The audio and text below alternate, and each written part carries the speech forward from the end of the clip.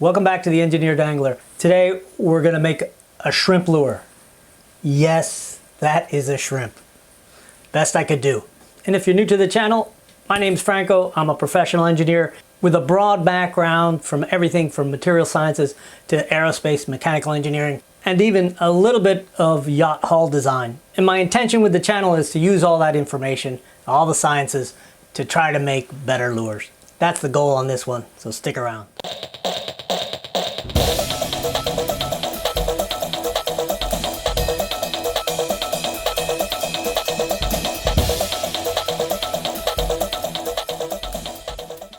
My plan is to use this PVC trim stock. This is the same stuff I used to make this sardine lure. What I like about it is that at first it cuts and carves real easy, and though the surface tends to be a little porous, it does make for a good master for a mold. And the other good thing about it is that I've already done all the measurements to know what the density is on it, so I'll be able to calculate the exact volume of my lure after it's carved. I've already gone from a hand sketch to kind of a blown up version of the hand sketch.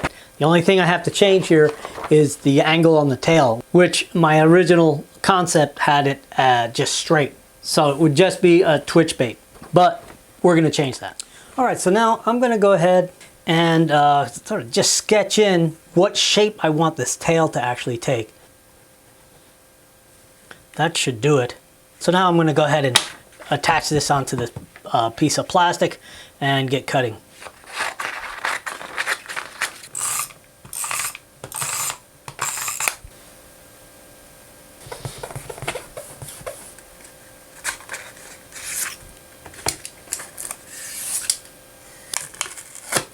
All right, let's go cut.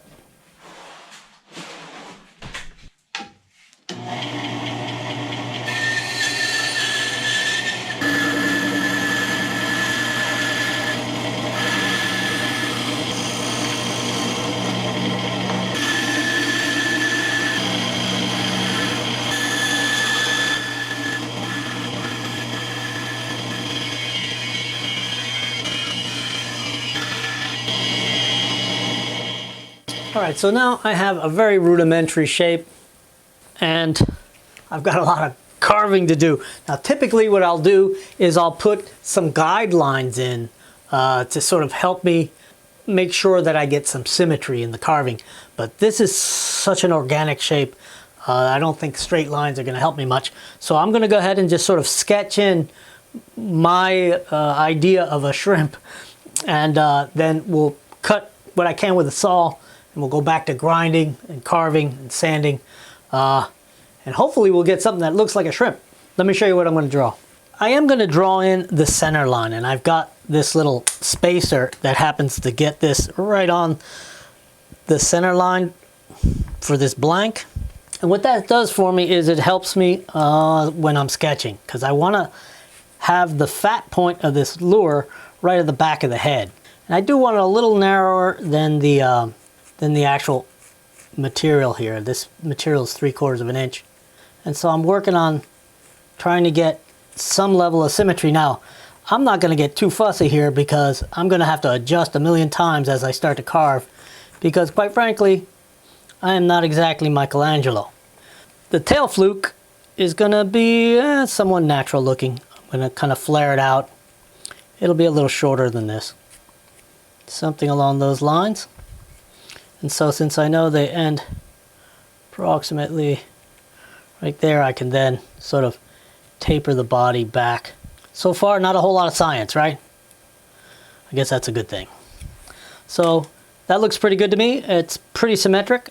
So let me go back to the saw and see what I can do without damaging this.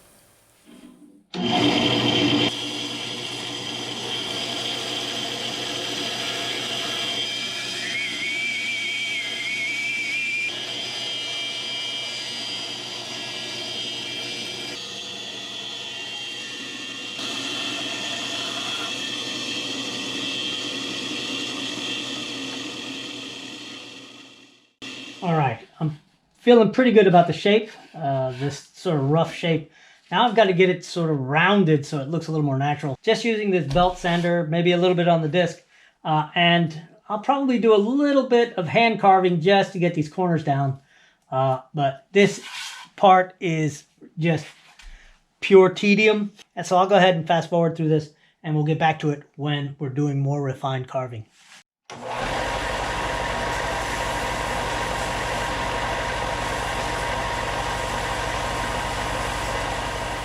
So if you've been watching the channel, you know that my lure creations aren't heavy on carving. I do some carving, just sort of gill plates and that kind of thing, but I try to stay away from super highly detailed carving. It's just not what I enjoy, and I totally enjoy watching, you know, lure makers like Solar Baits, who just does absolutely beautiful carvings.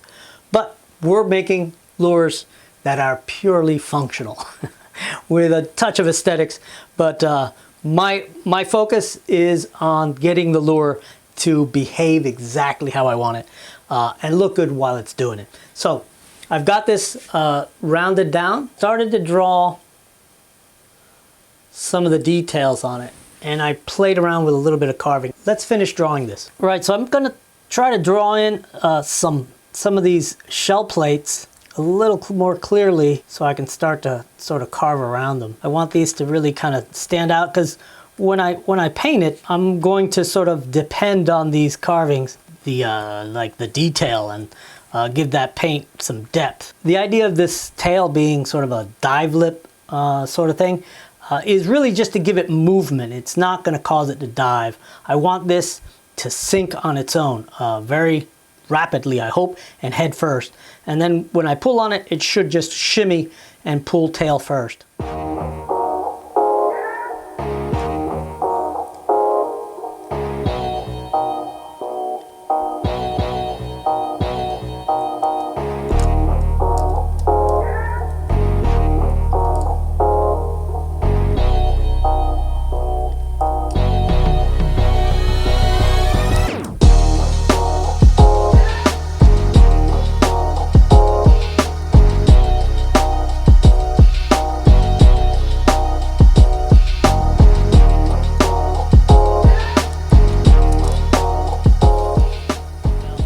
There you go. That's sort of my version of a rough carved shrimp. And now it's just a matter of refining all these cuts with a bunch of sanding. I've got one or two little spots. I've got a little spot here to fill that has a saw mark, and maybe one on the tail, but I'm pretty close to just sanding it down, and then we get a clear coat on it, and we'll be able to make our first half of the mold.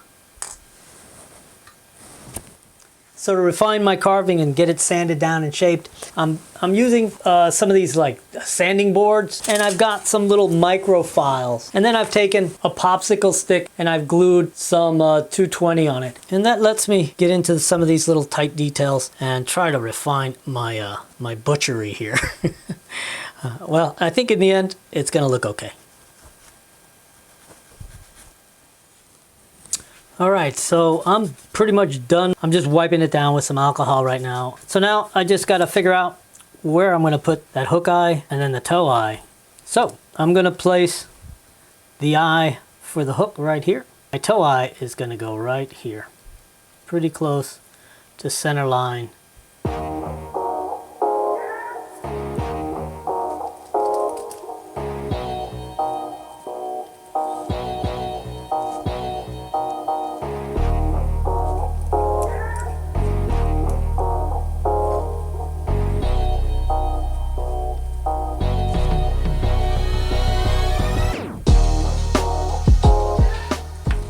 Now, I've got one more thing to include on this. A port, just a bored out hole, so that when I cast my final version, I can cast it with the antenna already cast into it. Well, before I get started making the mold boxing, I really need to get this clear coated. I want it a little smoother than it is. A nice glass finish on this blank will give me a better result. All right, so I put a coat of black paint on it and a little bit of mid coat just to make sure that I get a decent coat of clear on here. And now I'm putting a really thin coat of UV clear, and I'm trying to put very little on so I don't obscure my carving. And then I'll turn the lights on. We'll come back to it in about 30 minutes. So I'm prepping the mold box, and I use just some scrap Legos that I inherited from my nephew. I just put a lump of clay in here. This is just the cheapest molding clay that I could find. All right, so now I have a pretty smooth block of clay, and what I'll do is I'll embed my lure halfway into that clay and then build up a mold box around it out of more pieces of Legos and pour the top. All right, we're ready. Pull this thing out. Got a couple other ones in there. Came out pretty nice. It's got a nice shiny finish, and I didn't obscure the carving too much, a little bit. So now I just need to make sure everything has clay right up to the edge.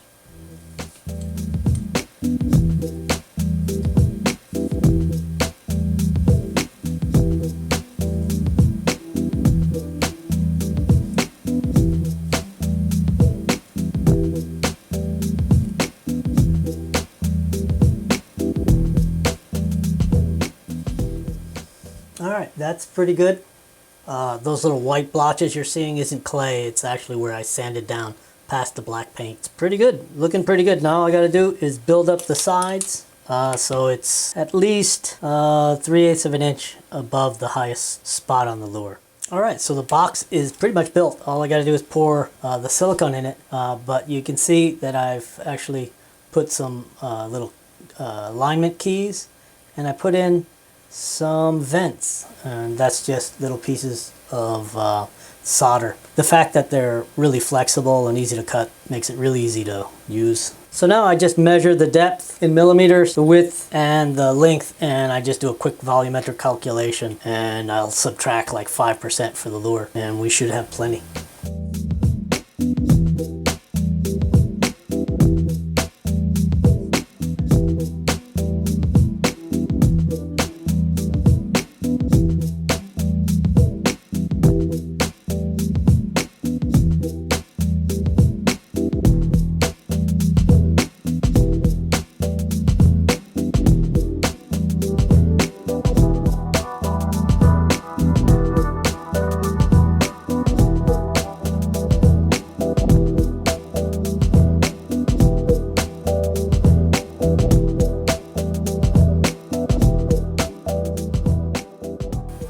Now I'm going to go ahead and level this thing off.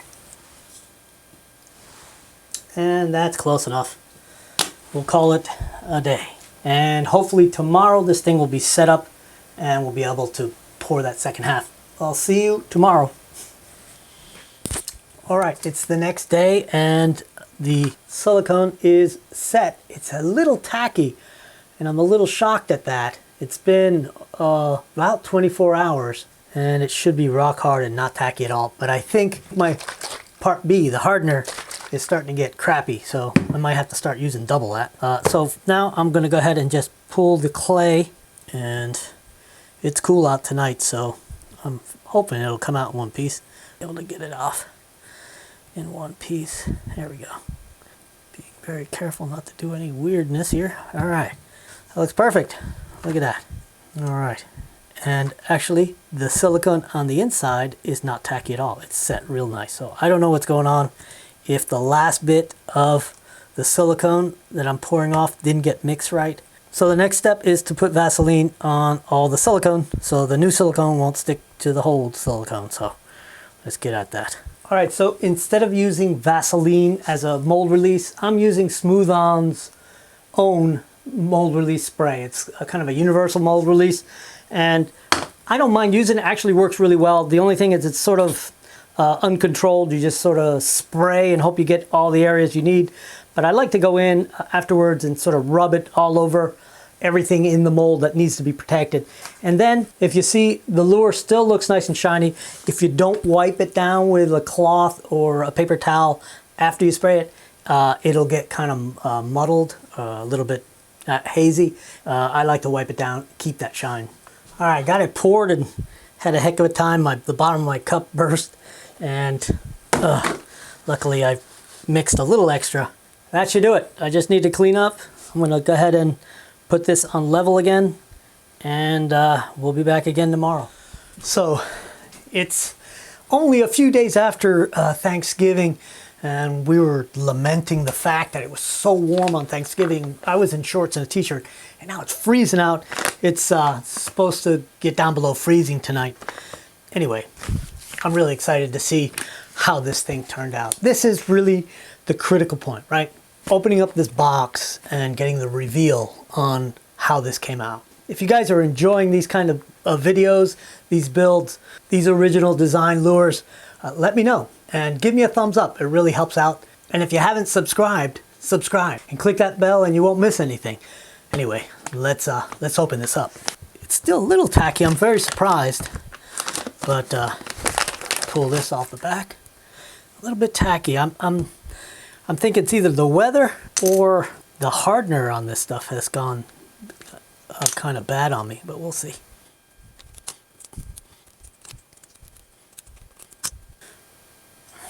Gee whiz. All right, there it is. I'll have to trim this stuff off, but I'll do that after I open this thing up. Oh, no way. Did it really? Holy crap, it's stuck. Wow, there's something very wrong with this silicone because it's stuck to itself. Look at that. I have a solid mass of silicone. What a hassle. So now I've got to pick a line to cut. And I guess right along my vents. Gee whiz, this really stinks. I got to get a good sharp razor knife. Problem is if I cut it and I don't cut it with a kind of meandering cut, I won't have any way to lock in the mold.